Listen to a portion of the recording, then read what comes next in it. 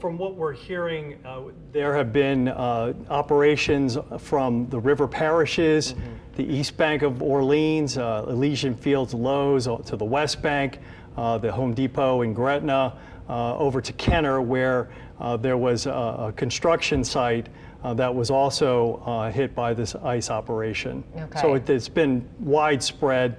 From what we're being told is that the agents, they pull up to the scene, they're there, they question the people on the scene, and then they're gone within 15, 20 minutes. It's a quick hit, and then they're on to the next location. All of them wearing masks, all of them, with their identities hidden. Seems like they're hitting some low-hanging fruit, so to speak.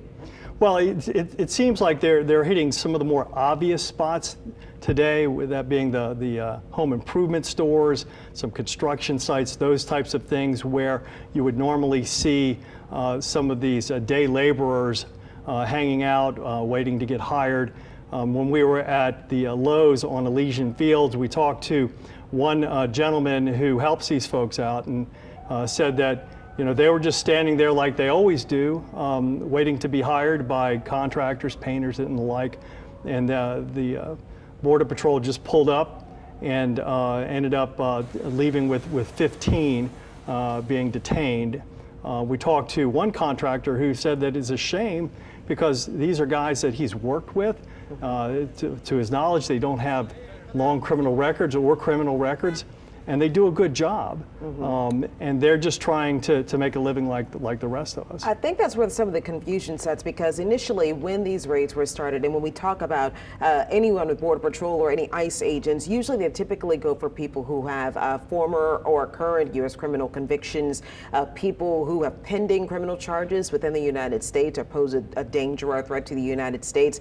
And also they do look for people with immigration laws, including visa overstays, for instance, or people who have expired visas or maybe expired green cards. Are they asking, or did that contractor happen to say, are these agents asking people about their status in the country, or how do they know necessarily who they're picking up?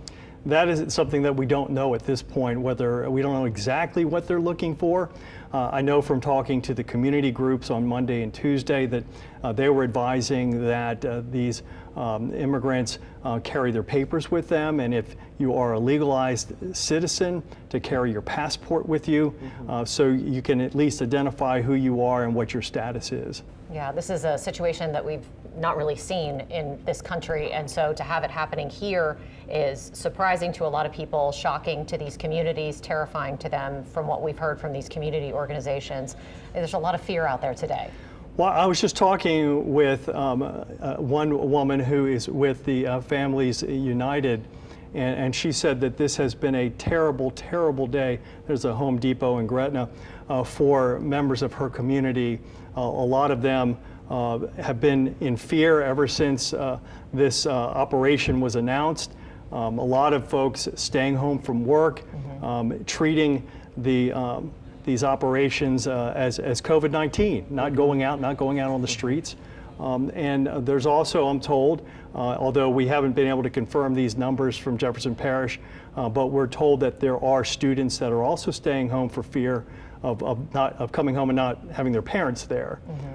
So there is a lot of fear in this community, in the Hispanic community, in the immigrant community here locally, and if there's any silver lining in there, there's a lot of groups that have really stepped up and they're helping these folks. Yeah. Like the Voice of the Community is one of them. Families United is another one. Families United in Action, and others that are out there trying to help these folks. And when we talk about the number of people they picked up, talk to me about initially when this was all announced that we would have Border Patrol agents coming down here. And by the way, this is very different from the Louisiana National Guard that planned to be here before Christmas.